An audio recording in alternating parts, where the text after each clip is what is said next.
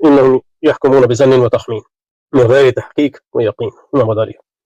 یہ مطلب کانٹیکسٹ ہے. اسی سیاق میں فلسفیوں کی باتیں.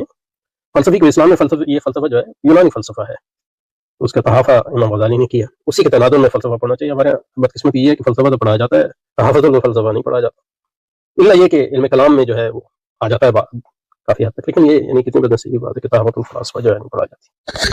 ہمارے جو حضرت علامہ ددو کا جو مدرسہ ہے ملتانیہ میں تکوین العلماء، اس میں آ جاتی ہے، یا پڑھائی نہیں بھی جاتی تو ان کی درس میں یعنی ان کی جن کتابوں کا مطالعہ ضروری ہے اس میں شامل ہے.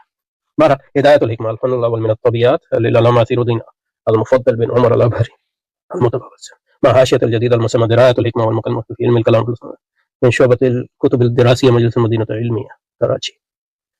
اچھا جی، ہماری دعوت اسلامی والے بھائی نے اس کو شائع کیا، ماشاء اللہ تعالیٰ ان کو جزائے خیر عطا فرمائے.